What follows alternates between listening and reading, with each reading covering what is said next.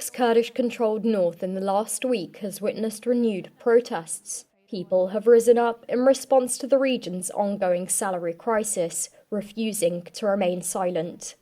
Citizens in Slemania, Darbandikhar and Saeed Sadiq clashed with police on Wednesday after voicing their demands for full salary payments and improved services. But the protests took a violent turn after stones were hurled at government offices and car tyres were set alight. 2 days earlier, the Kurdish regional government announced that delayed salaries dating back to last year will be paid at a lower rate. The government offered to pay teachers half of the amount owed to them. The Kurdistan Teachers Union on Monday responded with a statement denouncing the move to halve teachers' salaries.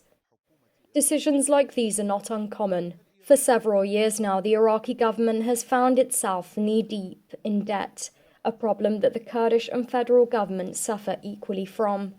4 months have passed and employees are yet to receive their wages as the heat continues to rise.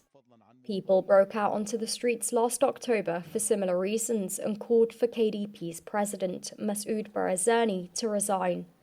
5 months later, and few changes have taken place as the country continues to battle both its growing budget deficit and Islamic State. Not a single person walks the streets of this once lively village.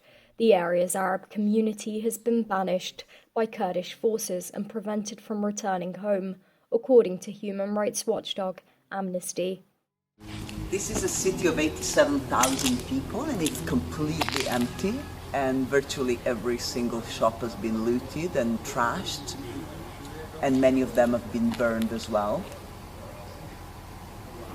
It's a pretty extraordinary sight.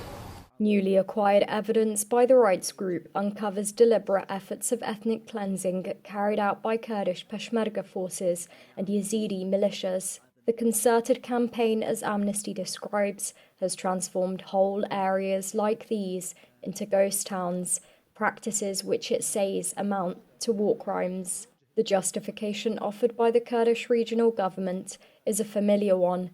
It accuses former inhabitants of sympathizing with the Islamic State, but Amnesty describes these abuses as an attempt to reverse the Arabization campaign of forced removal under Saddam Hussein. Destruction befell these cities after Peshmerga forces successfully flushed out all IS militants.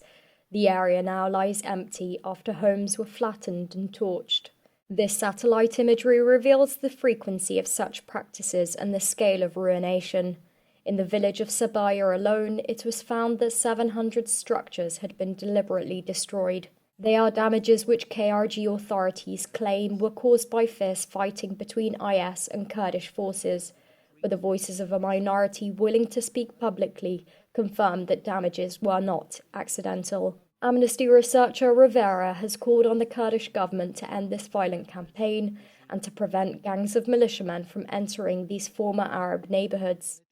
US coalition spokesman Steve Warren provided no comment, but said that the matter was under serious investigation. Devastation and suffering will be difficult to undo and will inevitably undermine the KRG and Central Iraqi government's effort to wipe out Islamic State terrorists.